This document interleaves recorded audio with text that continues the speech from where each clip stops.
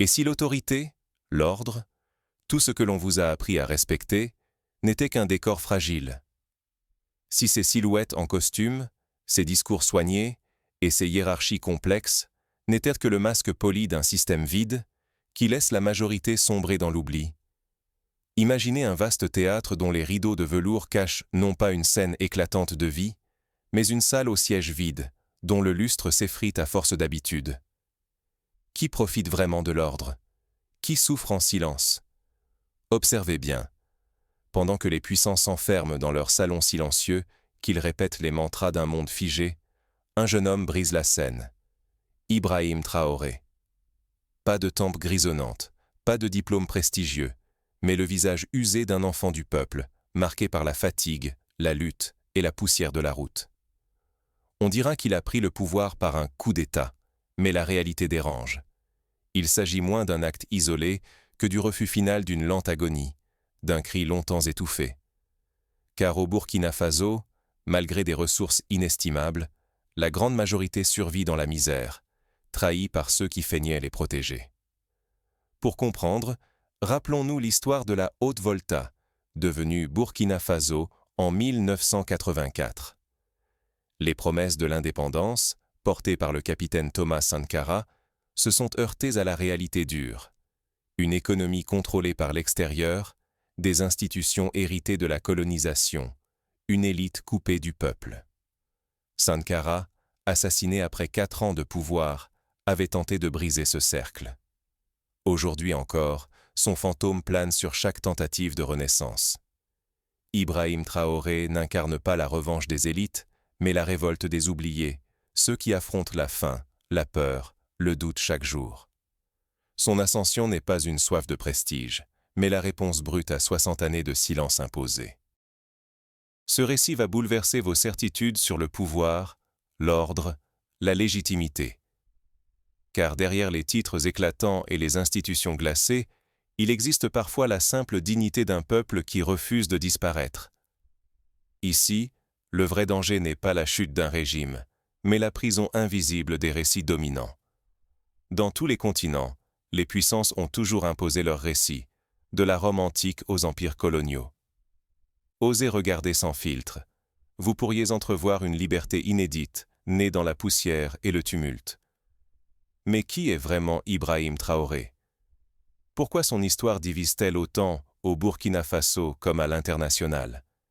Imaginez, à 25 ans, avec 120 balles, un fusil récalcitrant, et derrière vous, un village qui brûle.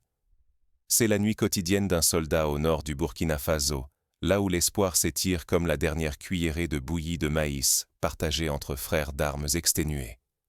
Face à eux, l'ennemi avance, invisible, caché dans les herbes hautes, impitoyable et insaisissable. Dans les tranchées, la misère est totale, pauvreté brutale, faim aiguë, sentiment d'abandon. Les soldats dorment sur la terre nue, pendant que les généraux lèvent leurs verres de vin importés dans la fraîcheur de leur villa climatisée à Ouagadougou.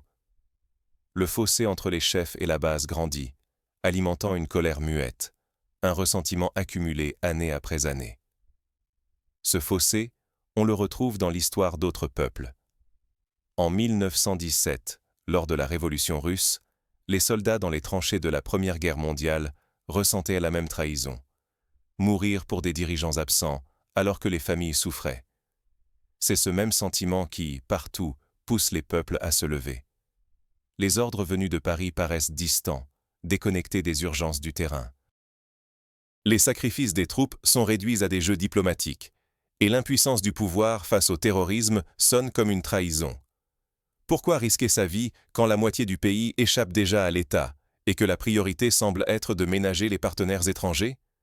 C'est dans cette poussière, cette angoisse et cette perte qu'est né le capitaine du peuple. Ibrahim Traoré, marqué par la mort de ses compagnons, porte en lui un refus viscéral de la fatalité. Son ascension n'est pas la quête d'un trône, mais la révolte contre l'humiliation collective. Un pari fou. Rendre la dignité à ceux qui n'ont plus rien à perdre. Dès qu'il prend le pouvoir, Traoré balaie les fastes du palais présidentiel. Il garde son uniforme râpé, son salaire de capitaine, tourne le dos aux privilèges réservés aux chefs d'État. Ce refus du luxe envoie un signal fort. La rupture ne sera pas qu'un mot, mais une réalité vécue, incarnée au sommet de l'État. L'histoire regorge d'exemples où le comportement des dirigeants façonne l'avenir d'un peuple. En 1945, le général de Gaulle refuse d'habiter l'Élysée, préférant un appartement modeste, geste symbolique pour la France libérée, lui aussi. Mais combien d'autres, de Mobutu à Marcos, ont sombré dans la démesure, précipitant la chute du pays?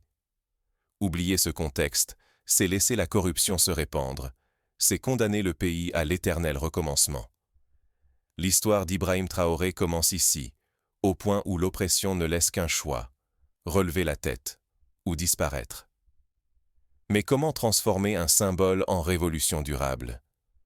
À présent, le pari de Traoré se confronte aux pièges du pouvoir et aux attentes d'un peuple lassé des promesses. Pourquoi quelques milliers de soldats mal équipés osent-ils défier un empire? Cette question obsède les diplomates et fait trembler les puissants dans le monde entier. Au Burkina Faso, la réponse éclate avec un geste sans précédent, l'expulsion brutale des forces spéciales françaises, jusqu'alors perçues comme intouchables. En une décision, Ibrahim Traoré brise un tabou et amorce une rupture historique. Désormais, plus de tutelle étrangère sur la sécurité nationale, plus d'obéissance silencieuse aux directives imposées depuis Paris ou Bruxelles. Ce n'est pas un simple changement de drapeau au sommet des casernes, mais la fin revendiquée de décennies de domination militaire et financière étrangère. Pour mieux saisir la portée de cet acte, regardons le passé. En 1956, l'Égypte de Nasser nationalise le canal de Suez, défiant la France et le Royaume-Uni. Il en coûta une invasion, puis finalement la reconnaissance de la souveraineté égyptienne. À chaque époque, briser la dépendance déclenche l'hostilité des anciens maîtres. Rompre avec l'ancien ordre n'est jamais gratuit. À peine l'indépendance affirmée, la riposte s'abat. Sanctions économiques, suspension des aides au développement, menaces voilées de déstabilisation. Les comptes bancaires sont gelés, les convois d'aide humanitaire restent bloqués aux frontières, et dans chaque ambassade, les rumeurs d'ingérence se multiplient. Le message est limpide. Le prix de la souveraineté, c'est l'isolement international, la précarité quotidienne et la crainte constante du sabotage. Mais au lieu de céder, le nouveau pouvoir fait appel à une force inattendue, la mobilisation populaire. 50 000 volontaires, hommes et femmes de tous âges, répondent à l'appel pour défendre la patrie. Sans équipements sophistiqués, parfois sans même des bottes adéquates, ces citoyens transforment la vulnérabilité du pays en puissance collective. Là où l'argent et la technologie manquent, l'énergie du peuple inverse la dynamique. Les premiers succès s'enchaînent, des villages entiers sont libérés des groupes armés, et la peur change de camp. Ce modèle rappelle la stratégie de la guerre du peuple employée au Vietnam dans les années 60. Une population mobilisée, solidaire, capable de faire face à des armées mieux équipées, mais dépourvues de lien avec le terrain. Dans chaque conflit asymétrique, la volonté populaire finit par éroder la supériorité technique. Au centre de cette mobilisation, la figure d'Ibrahim Traoré se détache. Contrairement aux dirigeants habitués au faste, il refuse le salaire présidentiel, conserve son modeste revenu de capitaine et circule dans une vieille Toyota poussiéreuse. Ce refus du luxe n'est pas un détail. Il crée une confiance psychologique entre le peuple et son chef, prouvant que la lutte n'est pas une mascarade, mais une épreuve partagée. Pour de nombreux Burkinabés, voir leur président vivre comme eux, c'est la preuve que la révolution se vit au quotidien, dans la chair et dans l'espoir. Le risque toutefois est immense. Conquérir la souveraineté, ou tout perdre face aux représailles économiques, aux manœuvres sournoises et à l'isolement diplomatique. Chaque victoire militaire reste précaire, tant que le pays subit la pression financière et politique. Mais la ferveur populaire et la ténacité d'un chef proche du peuple font naître un espoir, celui d'un avenir conquis sur la fatalité. Pourtant, à mesure que les victoires s'accumulent, le conflit change de visage.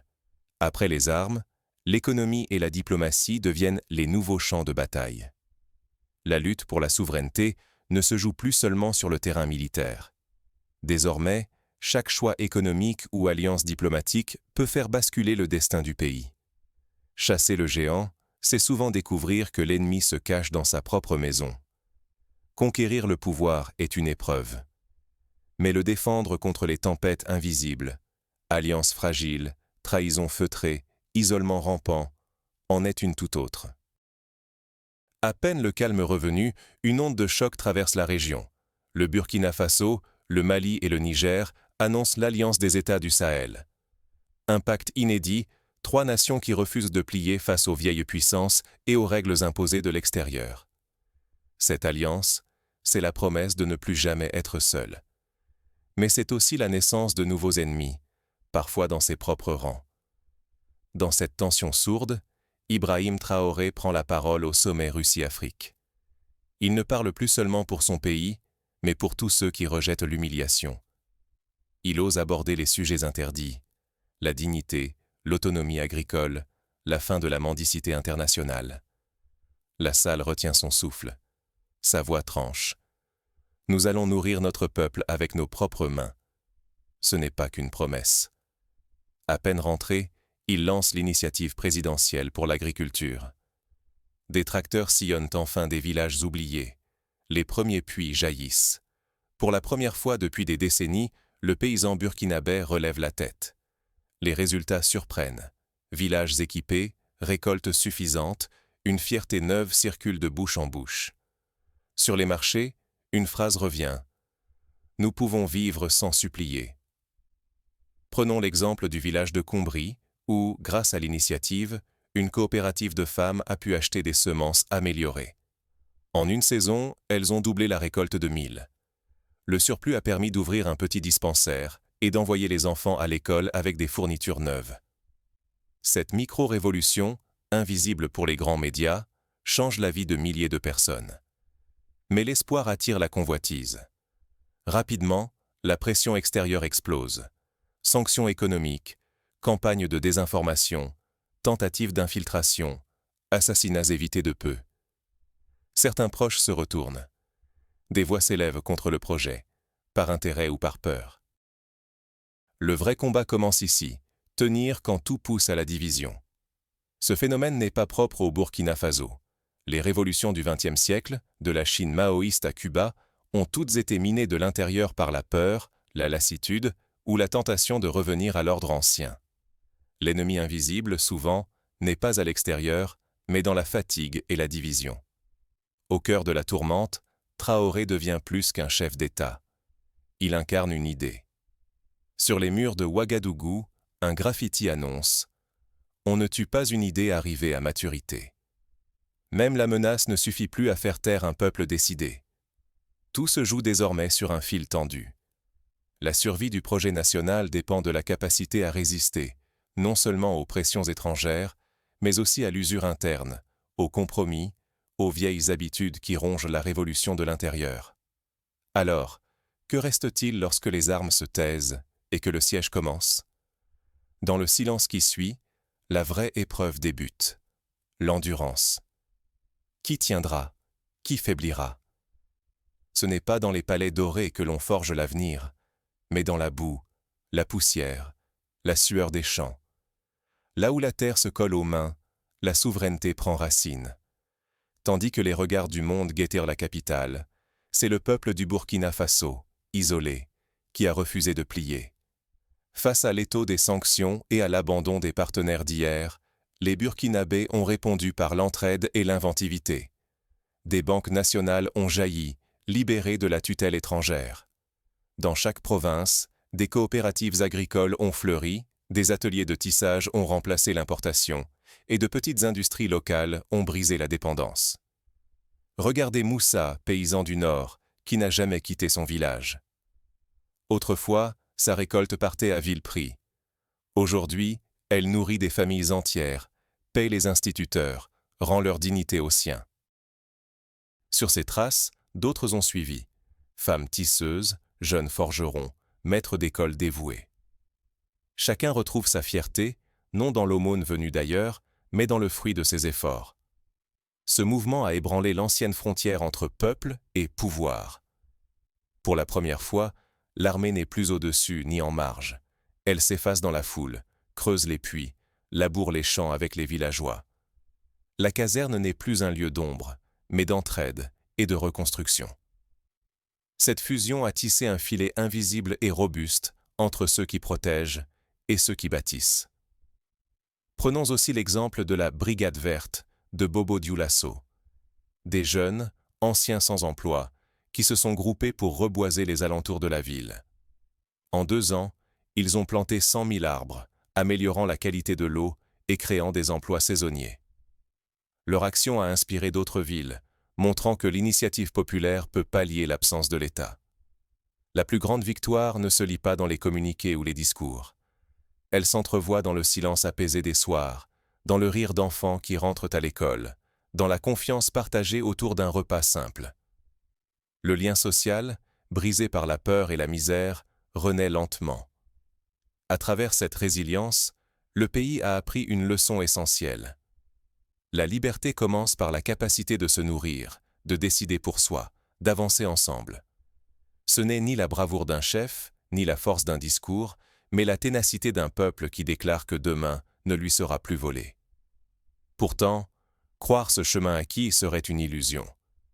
Si l'on laisse l'histoire n'être écrite que par les puissants, le courage de Moussa, le pari d'un jeune capitaine, ne seront plus que des notes en bas de page, vite effacées. Chacun ici, témoin ou acteur, porte une part de cette flamme fragile. Perdre l'espoir serait la seule vraie défaite. Devant l'inconnu, une question demeure. Retiendrons-nous la peur ou l'audace?